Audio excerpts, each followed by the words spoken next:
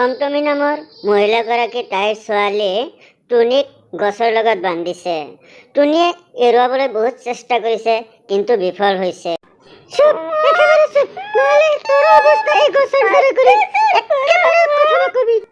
এনেদৰে ধমকি দি টমটমিয়ে তাৰ পৰা তাক ভালদৰে আৰু বান্ধি দিলে আৰু গৈ এটা কোঠাৰ লৈ আহিল। সেই কোঠাৰেৰে তাতে থকা একজোপা কঁঠাল গছ কাটিবলৈ ধৰিলে। কঁঠাল গছ কটা দেখি টুনিয়ে বহুত কান্দিবলৈ ধৰিলে। এনেকুৱা লাগিল যে এই কঁঠাল গছৰ সৈতে তাইৰ কিবা সম্পৰ্ক আছে। তাই কান্দি কান্দি ক'লে,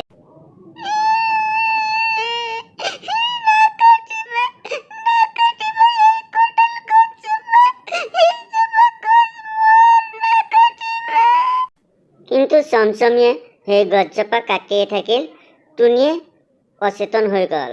কিন্তু এই কঁঠাল গছৰ সৈতে টুনিৰ কি সম্পৰ্ক আৰু এই চমচমীয়ে এই কঁঠাল গছজোপা কিয় কাটি আছে, এইখিনি কথা আমি জানিবলৈ হ'লে আমি কিছু পিছুৱাই যাব লাগিব। বলকচোন যাওঁ। টুনিৰ দেউতাৰ নাম টুন্নীলাল আৰু চমচমী তেওঁৰ মাক নহয়, চমচমী তাইৰ সতীয়া মাক। আৰু তাইৰ মাকৰ নাম আছিল ৰাণী। ৰাণী টুন্নীলাল আৰু টুনি বৰ আনন্দত আছিল। ৰাণী বাগিচা সাজি বহুত ভাল পাইছিল। তেওঁ ৰং বিৰঙৰ ফুলেৰে বাগিচা সজাইছিল। টুনিয়েও মাকৰ সৈতে সহায় কৰি দিছিল। তেওঁলোকৰ চোতালত সদায় ফুল ফুলি। এদিনাখন ৰাণী বজাৰৰ পৰা কঁঠালৰ গুটি লৈ আহিল আৰু সেই কঁঠালৰ গুটি এই বাগিচাখনত ৰুই দিলে। এইটো কঁঠালৰ গুটি।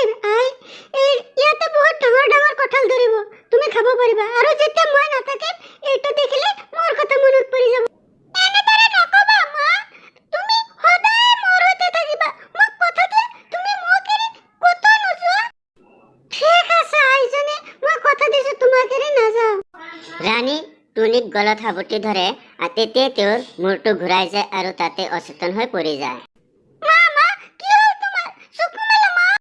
তেতিয়াই তাত টুনিলাল উপস্থিত হয় আৰু ৰাণীক হস্পিতাললৈ লৈ যায়। সিহঁতে ডাক্তৰৰ পৰাই গম পালে যে ৰাণীৰ ব্ৰেইন টিউমাৰ হৈছে। সিহঁত বহুত চিন্তাত পৰিল। তাইক ঘৰলৈ লৈ অহা হ'ল। ঘৰত অহাৰ পিছত তাইৰ অৱস্থা আৰু বেয়া হ'বলৈ ধৰিলে। তেতিয়া টুনিয়ে কান্দি কান্দি মাকক ক'বলৈ ধৰিলে,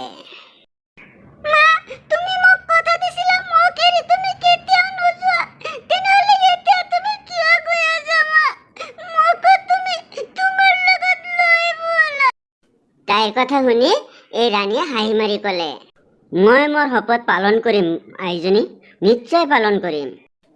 এই বুলি কৈ ৰাণী দুচকু মুদি দিলে আৰু তাইৰ মৃত্যু হ'ল। টুনি অকলশৰীয়া হ'ল। ভয়ানকভাৱে তাই কান্দিবলৈ ধৰিলে। কান্দি কান্দি তাই অচেতন হৈ গ'ল। কিন্তু টুনিলাল নাকান্দিলে। তাইক চিতাত জ্বলাই দিলে।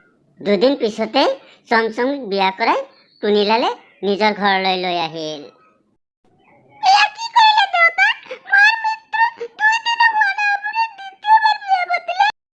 এই চুপ, তোৰ পৰা পাৰ্মিশ্যন লৈ মই কাম কৰিব লাগিব নেকি?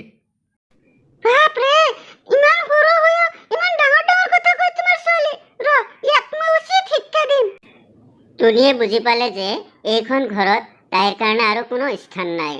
তাই বহুত শোকত ভাঙি পৰিল।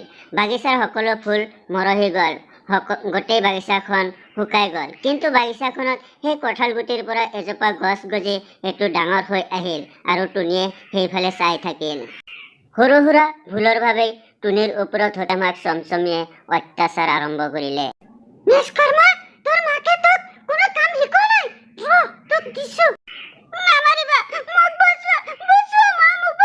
টুনিয়ে বহুত চিঞৰ বাখৰ কৰিলে যদিও তেওঁৰ সেই চিঞৰ বাখৰ কোনেও নুশুনিলে। এদিনাখন টুনিলালৰো বেমাৰ হ'ল আৰু তেওঁ মৃত্যু হ'ল। এনেদৰে দিন যাব।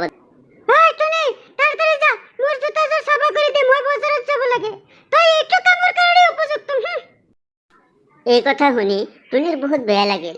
কিন্তু তেওঁ কি কৰিব? উপায়ন্তৰ হৈ টুনিয়েও সেই জোতা পৰিষ্কাৰ কৰি দিলে। ইয়াৰ পিছতে চমচমে বহুতকেইটা কাঁহী বাতি লৈ আহে আৰু সেই কাঁহী বাতিবোৰ টুনিক ধুবলৈ কয়।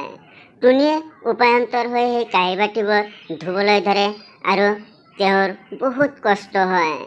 তেওঁ বহুত বেয়া লগাত তেওঁ সেই বাগিচাখনলৈ যায় আৰু সেই কঁঠাল গছৰ গুৰিত যাই উপস্থিত হয় আৰু সেইটো সাৱটি ধৰি কান্দিবলৈ ধৰে। তুমি মোক এৰি কলৈ গুচি গৈছা? তুমি থাকিলে মোৰ এইবোৰ দেখিব নালাগিল। তেতিয়াই টুনিয়ে মাকৰ কথা শুনা পালে। মাজনী মইতো ইয়াতে আছো মাজনী। টুনি আচৰিত হৈ গ'ল আৰু ইফালে সিফালে চাবলৈ ধৰিলে। তেতিয়া আকৌ শুনা পালে।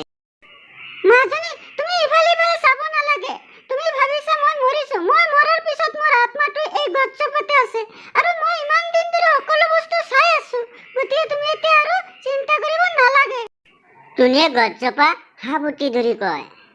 তাৰমানে মা তুমি ইয়াতে মোৰ মা। চিন্তা নকৰিবা আইজনী, তোৰ সকলো কাম আজিৰ পৰা মই কৰি দিম। যাই চোৱাগৈ সকলো কাম কৰা শেষ হ'ল। টুনিয়ে ঘৰৰ ভিতৰলৈ গৈ দেখিলে যে সকলো বাচন বৰ্তন ধোৱা হৈছে আৰু কাপোৰ কানিও ধোৱা হৈছে। তেতিয়া টুনিয়ে তাইৰ সতীয়া মাকৰ ওচৰলৈ যায় আৰু কয় যে সকলো কাম ধোৱা শেষ হৈছে। তেতিয়া চমচমীয়ে আচৰিত হয়। ইমান সোনকালে? ঠিক আছে যা, এতিয়া ভাত বনা। টুনিয়ে পাকঘৰলৈ সোমাই যায় আৰু তাতে গৈ দেখিলে যে ভাত তৰকাৰী সকলো ৰন্ধা আছে। তেওঁ সকলো বুজি পালে। এনেদৰে কিছুদিন পাৰ হৈ গ'ল। মই কিছুদিন ধৰি চাই আছো টুনিয়ে ইমানখিনি কাম ইমান সোনকালে কেনেকে কৰে। এদিনাখন চমচমীয়ে টুনিৰ পিছা কৰিলে। তেওঁৰ পিছে পিছে গৈ দেখিলে যে টুনিয়ে সেই গছজোপাৰ গুৰিত যায় আৰু তাৰ লগত কথা পাতে। ইফালে বাচন বৰ্তন কাপোৰ কানি আপোনা আপুনি ধোৱা হৈ যায়। তাৰমানে ৰহস্য এইখিনিতে। তাকেতো বুজি নাপাওঁ ইমান কাম সোনকালে কেনেকৈ হয়। আৰু এই গছজোপা মই আজিয়ে কাটি পেলাম। এইবুলি কৈ চমচমে টুনিক ধৰি লৈ আহে আৰু এই গছজোপাৰ সৈতে বান্ধি দিয়ে।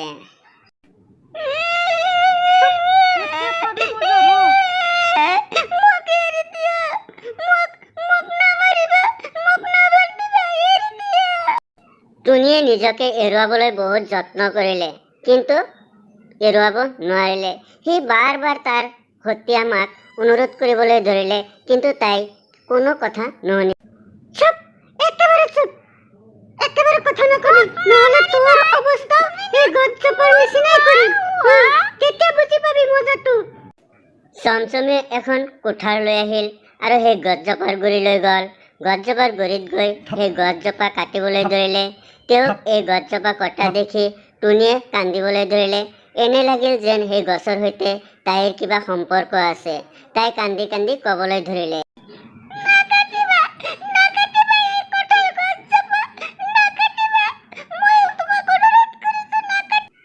টুনিৰ কান্দন আৰু সেই কাতৰ অনুৰোধে চমচমিক টলাব নোৱাৰিলে। সি গছজোপা কাটিয়ে থাকিল। টুনি অচেতন হৈ পৰিল।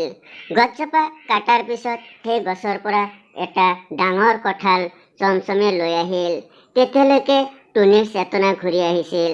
চমচমে ক'বলৈ ধৰিলে, চা, তই মাকৰ সেই কঁঠাল গছৰ পৰা কঁঠাল লৈ আহিছো। ল, তই এটা খা, ইয়াৰ পিছততো আৰু কেতিয়াও নোপোৱা। এইবুলি এক খাজা কঁঠাল টুনিক খাবলৈ দিয়ে।